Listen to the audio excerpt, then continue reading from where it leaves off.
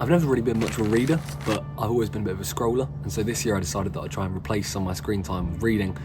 So I brought some of the books that I've read this year so far and used to replace scrolling on Instagram Reels, YouTube, Facebook. I've gone through the lot. And I thought I'd share my view on some of them so that maybe if you're trying to do the same thing, get into reading a bit more instead of scrolling, maybe you might have a few recommendations here that you can go away and try and get. Side note, it's absolutely boiling. We're in this British heat wave and whatnot, so I'm currently outside trying to get some light without burning to a crisp. It's disintegrating. So that's not ideal.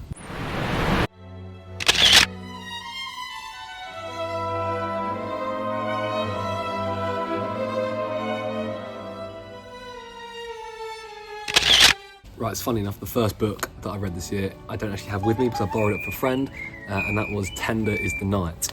I didn't really like it that much, to be honest with you, unfortunately.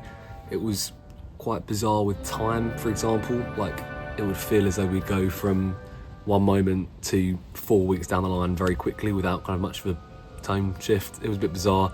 Maybe that's just because I'm stupid and I couldn't keep up, but to me, I didn't really like it that much. It was quite fun being in the French Riviera, and I think some of that was quite well described, but I don't know, I just didn't really bond with any of the characters, didn't really care about anyone. There were some nice bits, but I just wasn't that impressed, to be honest with you. Maybe why people say that Fitzgerald only had like 1 or 2 good books, and I didn't really like this one. Unfortunately, I'm gonna have to give this first book of the year 2.5 stars, which was a great start. Right, and the second book I read, which was slightly better, was Norwegian Wood. I've seen this all over social media. Follows a young bloke in Japan, and he kind of talks about a time when he was a little bit younger at university, and he had 2 kind of loves on the go, and he didn't know who to go with. Was it something, someone he'd been in love with for a while, someone he'd always thought was the one, but never quite worked, or was it someone who's completely different to who he's ever been with? I think sometimes people are a bit harsh about it. People say that it's quite like depressing and misogynistic, and I think that's kind of the point, that he's actually a really shallow bloke at times. I think it displays kind of university life quite well. There's a lot of kind of just shallowness and casual sex and stuff, and I think that's actually quite impressive, the way he writes about it. And generally I think maybe as a young bloke at university, I thought quite a lot of it kind of aligned with stuff that I've seen or heard or experienced. And so generally I thought it was just a good read. So overall I actually rated this 4 stars. I'd recommend this one. This was one that was quite easy to get into, quite easy to smash through quite a lot of the book. And I've since recommended it to somebody and they've said that they've also been enjoying it. Big fan. Right, then next up was what has been my favourite book of the year so far actually, and that is East of Eden by John Steinbeck. I thought this was brilliant. Aside from having one of the coolest covers known to man, it follows 2 families in the Salinas Valleys in California, and we kind of watch these families as it ascends kind of through the late 19th century up until early 20th. I also just really enjoyed how there was so many kind of genres within this book. Like, despite it being a family saga, there were moments that I was like kind of giggling to myself and actually smiling, which was really wet. But then there are others that were just actually very bleak and quite dark and depressing. And the way that they were all kind of woven together I thought was really impressive. I mean, obviously, I'm not remotely qualified to talk about this book or any of the books on this list, but from a layman's point of view, I thought it was great and I really enjoyed it. I also liked that the way characters were kind of unfolded to us was through kind of anecdotal evidence. I thought that was a very effective way of kind of building up a character profile. There are a lot of times where a new character would be introduced and to kind of describe them to the reader, there'll be some sort of evidence of what they did in the past or how they reacted in a certain situation, and it made these quite vivid personalities kind of come out. That inevitably meant that when you're following 2 families across a number of years, you obviously lose some along the way, and actually it was some of the most depressing deaths I've had to read about in the past, because you start to feel actually like genuinely quite attached to characters. And it's one of those books that ultimately there were times at night where I would actually go on reading for an extra 45 minutes or so because I was just enjoying it so much, and that I think doesn't happen very often for me. So that was certainly a big contributing factor why I give this one 5 stars. Then on to my next book from Evelyn Waugh. I read Vile Bodies. This was recommended to me by the same friend who recommended Tender is the Night, so they've redeemed themselves here because I actually really enjoyed this.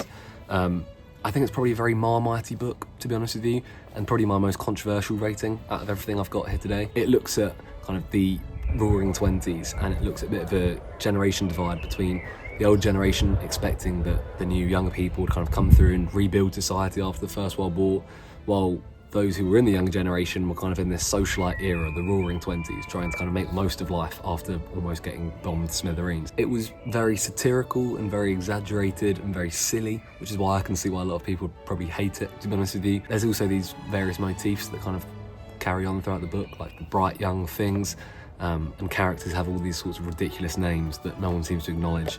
And we follow mainly a couple about whether they will or won't get married based on whether they can get some money for it, and all sorts of shenanigans happen along the way. Ultimately though, what I thought was actually surprisingly interesting about reading it was that I did think there were a lot of similarities to the Roaring 20s and 1920s, and actually kind of the post-COVID era. I think there's a similar divide between old and young maybe, people trying to just enjoy life after COVID, after like almost dying and then now almost going to World War III. So I thought it was also just very interesting to look at it from that same perspective and seeing how much similarity there is between now and 100 years ago.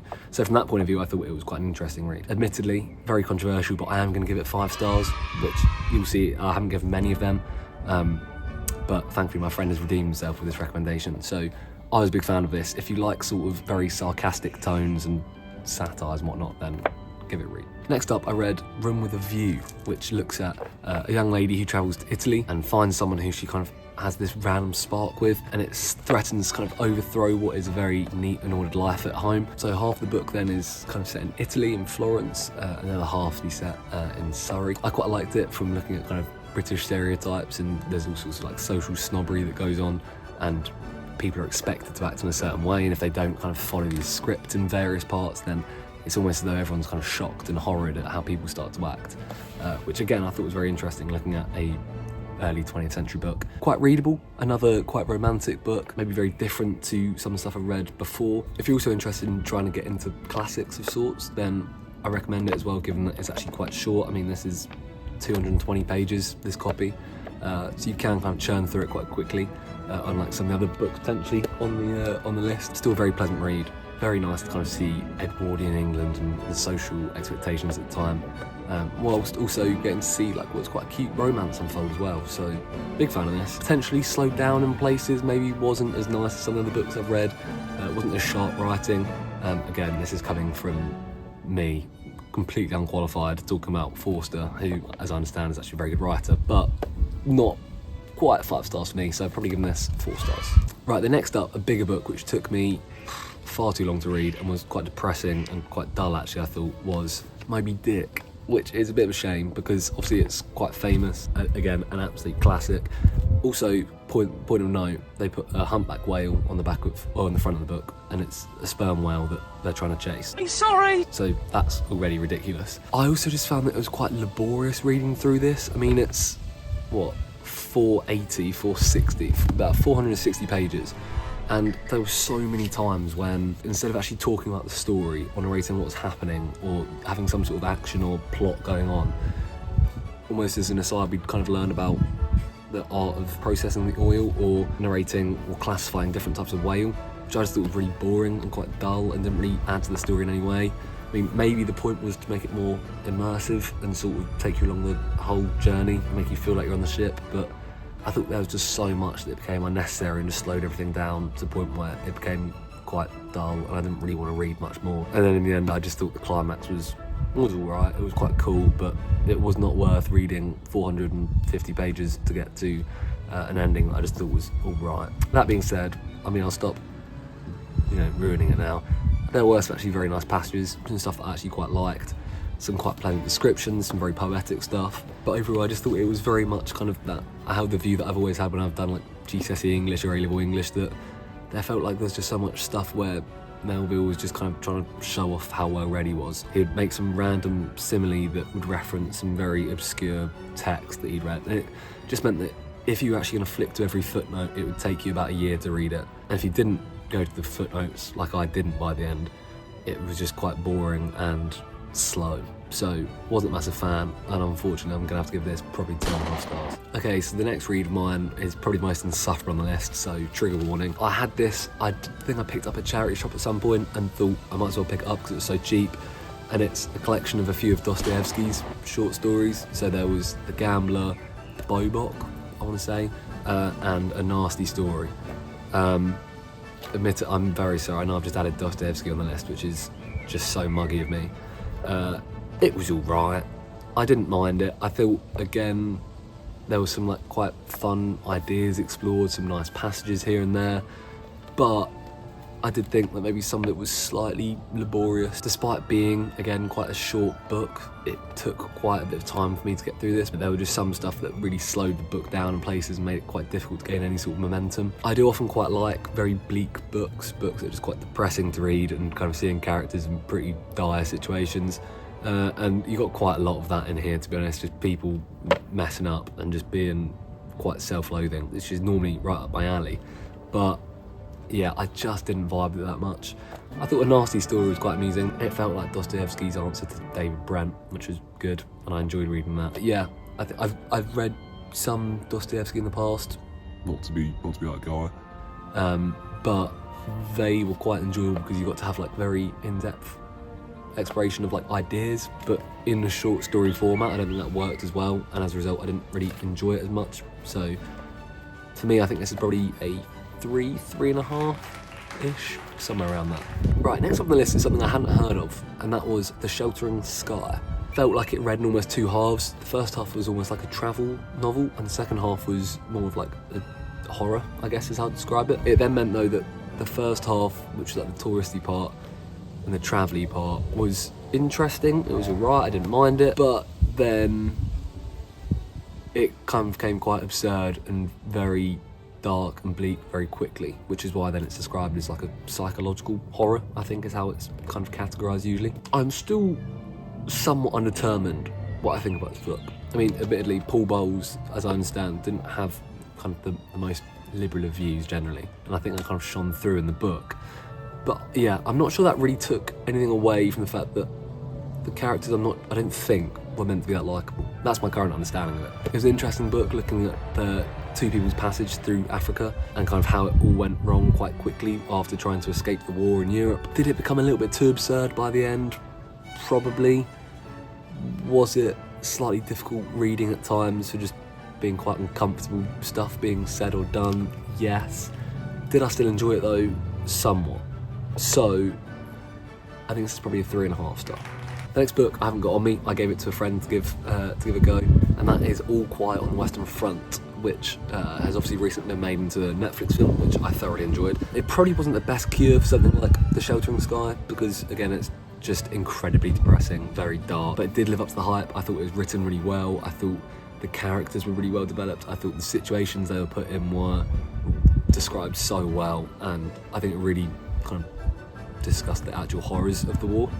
I thought the pacing of the book was very good. It never really felt like it slowed down too much, nor that it kind of sped over anything too quickly. And so in that sense, it managed itself quite well and was quite well flowing throughout. It's also the sort of book that I remember a few times where I had to kind of just put my bookmark in and leave it be for a bit because it had genuinely been so heavy hitting. So I think if a book can do that, then I've got to kind of take my hat off for it. The general principle was that we're following the German perspective of the war. We follow Paul Baumer, I want to say is how it's pronounced, who's a German soldier during the war.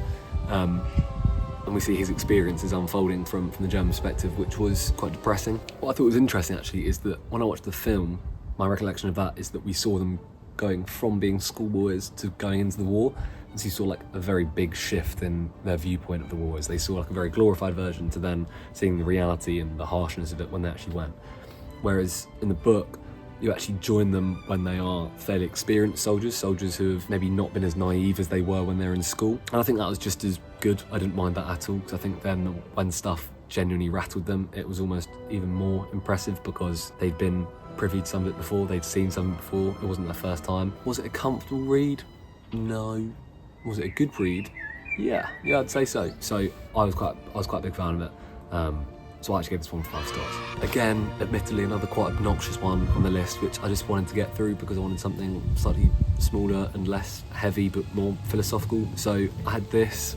Apologies, maybe really snobbish of me, but it's a collection of some of Voltaire's books, famously Candide, which you may have heard of before, but then also it was Micro-Mega, I'd assume French, Zadig, The Ingenue, and The White Bull. I actually really enjoyed most of these. They were very good philosophical explorations of stuff. Candide kind of lived up to it, I guess, in that there was kind of a lot of examination of various thinking systems, about looking at optimism, pessimism, stoicism. I thought you kind of saw characters going through these various ways of thinking and how they all kind of played out and what the effect of it was on them. I felt like throughout, not only was I reading quite a good story, but I was also witnessing quite good exploration of how to think in life. And that was quite similar for the other short stories as well, in that they never really managed to get much momentum in terms of distance or pacing or just general content. But what they did discuss was actually very thought-provoking, and one of the ones that, since reading it, I've kind of looked at life a bit differently, maybe that's really wet, I don't know. I was also shocked that it was actually quite an easy read. I guess the name Voltaire made me think going into it that it's going to be quite a difficult one to get through, and it's going to be like very oldie worldy and very difficult and quite hefty to read, but in the end it was actually okay. The language itself was fairly simple, the ideas maybe more complex, but that was quite good, that was ideal. It was nothing that I had to kind of really pull apart in order to actually fully understand what was trying to be said. So I didn't find it too difficult to read, and I don't think anyone else would either. Was it actually a good story? Maybe not. But I think the kind of philosophical side of it kind of pulled it up in all of those sense. To me, it's another 3.5 star book. If you're looking to get into something maybe more philosophical, more thought-provoking, then I reckon this is probably a good little starting place to get into. And like me, it can make you sound like you're smart when actually you're quite stupid. And then finally, the last book I've read so far this year, which is a good one to end on, was The Three Musketeers. We follow our protagonist, D'Artagnan, a young 19-year-old, going out into the world with nothing but like a horse and a little bit of money to his name, and his dad basically says, right, here's a contact for you, go and sort yourself out. And I really enjoyed it. We kind of see his escapades as he meets other musketeers in Paris, and they have to kind of do various things to save France or save the king or queen, etc. And I thoroughly enjoyed it. I thought that maybe there was a slight section between like probably pages 150 to 250 that were a little bit slower, but aside from that, it was really quick. And whether there was like action going on that's kind of a fight of some sort, or if it was almost kind of political tensions, political dramas unfolding in front of us, there was always something going on that was very interesting and quite a good read. And there are also a couple of scenes that I remember just genuinely kind of smiling at because they were so cool. Maybe it's the kind of 20-year-old bloke in me that enjoyed some of it as well, but there was something quite exciting about seeing like a young person who didn't really know what they're doing in the world having to go out and fend for themselves and kind of grow into someone that was actually quite a strong leader. And like I said earlier, even though he's probably classed as a classic and it's quite oldie worldy and seems quite intimidating and it is quite big, I mean it's again 500 pages-ish, it was actually quite an easy read. Once you kind of take away any sort of intimidation, you realise that it's actually quite accessible and fairly easy to read, as long as you're kind of paying attention to what's going on. And you also get quite a nice variety of characters. I think there's probably 2 main antagonists you could say in this book, both very strong, both very different in how they're kind of evil in their own little ways. Whilst the protagonist actually is very cool, they're pretty cool blokes, and I would really recommend people, if you're trying to get into a classic, maybe this is quite a tough one to get started on, just given the sheer size, but in terms of the quality, I thought it was really good, so I'm gonna give it 4.5 stars. So there you go, that's everything I've read this year. I hope you found it interesting. I would really encourage you to try and replace some of the scrolling with some reading. I've personally enjoyed it myself, and I think I've benefited from it too. You'll feel less terrible about yourself, and will get better sleep as a result as well, even if it's only 15 minutes a day.